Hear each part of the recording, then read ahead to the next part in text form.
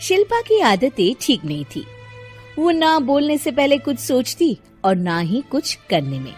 उसकी इस आदत से सभी परेशान रहते। बहन, घर पर मेहमान आए हैं और शक्कर खत्म है, थोड़ी शक्कर दे दो, मैं बाजार जाऊंगी तो ले आऊंगी। अरे शिखा बहन, तुम तो माफी करे, जब देखो तुम्हारे घर में कुछ न कुछ खत्म ही रहता है। अरे शिल्पा, चिल्ला क्यों रही हो? कहा ना घर में मेहमान बैठे हैं, सुन लेंगे। सुन लेंगे तो सुन ले, तुम लोगों की मांगने वाली आदत तो बंद होगी। अच्छा शिल्पा, ना दो शक्कर, लेकिन बात तो अच्छे से करो। एक कटोरी शक्कर के लिए तुमने मेरी बड़ी बेइज्जती कर दी।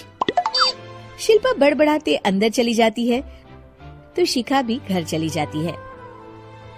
माँ, क्या हुआ?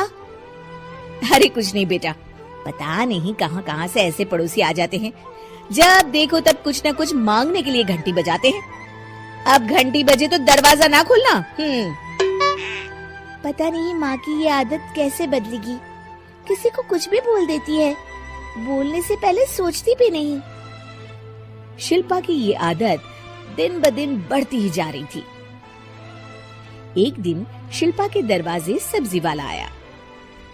सुनो भैया, मुझे ये भिंडी, टिंडे, लौकी और आलू के साथ 1 किलो प्याज दे दो। जी बहन जी। वो एक एक कर सारा सामान पैक कर देता है। कितने पैसे दूं? 220 रुपए पूरे। अरे इतना महंगा नहीं, हाँ मैं तो सिर्फ 150 दूंगी। नहीं, पैसे तो पूरे लूंगा, नहीं तो सब्जी वापस कर दो। ऐसे कैसे वापस कर दूंगी? मैं तो एक भी सब्जी वापस नहीं करूंगी। और हाँ, रही बात पैसों की, तो लेना है तो 150 ले लो, वरना मेरे मोहल्ले में घुसने तक नहीं दूंगी। हाँ।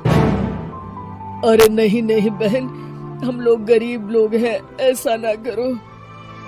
पकड़ो ये 150 और दफा हो जाओ। शिल्पा की बेटी अंदर से ये सब देख रही थी। शिल्पा, तूने तो हद कर दी। बेचारा गरीब आदमी, उसका तो गुजारा ही इसी से होता है। बोलने से पहले सोचा कर बेटा। माँ आप चुप रहो, घर चलाना बच्चों का खेल नहीं, और वैसे भी इतनी महंगी सब्जी थोड़ी ना होती है। आपको तो सिर्फ खाने से मतलब है, लेकिन मुझे तो सब सोचना पड़ता है ना। शिल्पा की सास ये बात सुनकर दुखी हो जाती हैं।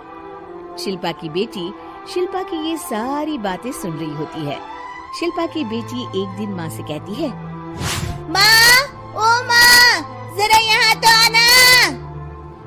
ओहो क्या हुआ, क्यों चिल्ला रही हो ऐसे बेटा? हुआ क्या, ये देखिए मेरी स्कूल की ड्रेस कितनी गंदी हो गई है, इसे कौन धोएगा? लेकिन ये तो साफ है बेटा, मैंने अपने हाथ से खुद साफ किया है। माँ, ये ड्रेस इतनी गंदी है कि मैं इसे पहन ही नहीं सकती, चलो मुझे बाजार से नई दिलाओ। शिल्पा दुखी हो जाती है और वहाँ से चली जाती है कि तभी सामने उसकी सास मिल जाती है। शिल्पा, अरे ओ शिल्पा, ये क्या सब्जी बनाई है? ऐसे भी कोई सब्जी बनाता है? शिल्पा सास की इस हरकत से सख्ते में आ जाती है। अरे माँ को तो मैं जो बना दूं उन्हें वो पसंद आ जाता था, फिर आज वो ऐसा व्यवहार क्यों कर रही हैं? शिल्पा कुछ समझ पाती कि थोड़ी ही देर में उसका पति आ जाता है। अरे शिल्पा, ये क्या है? क्या हुआ आपको? ये मेरी अलमारी पूरी अस्त व्यस्त है, तुमसे कोई काम नहीं होता है, सारा दिन पता नहीं क्या करती रहती हो।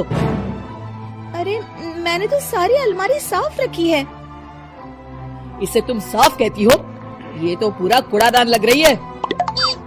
शिल्पा परेशान हो जाती है और समझ नहीं पाती है कि उसके साथ क्या हो रहा है। शिल्पा अकेले कमरे में जाती है और जोर जोर से रोने लगती है। तभी वहाँ उसका पति, सास और बेटी आ जाते हैं। शिल्पा उन लोगों को देखकर और जोर जोर से रोने लगती है।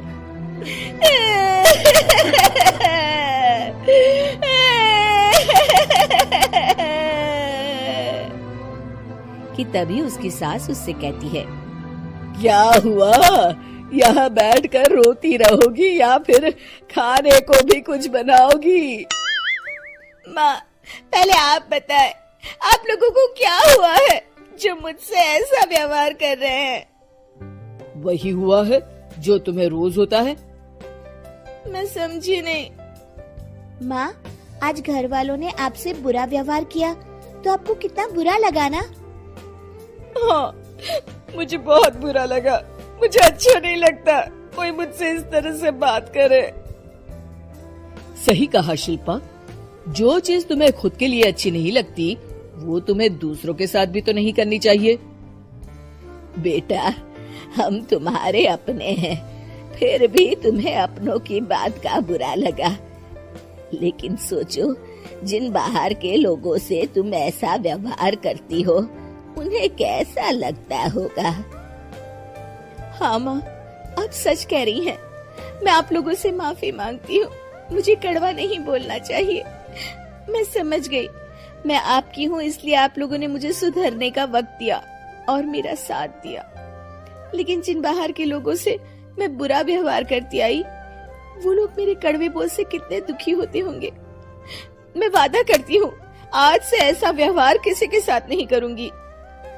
सीख, हमें दूसरों के साथ वैसा ही व्यवहार करना चाहिए जो हम खुद के लिए अपेक्षा करते हैं।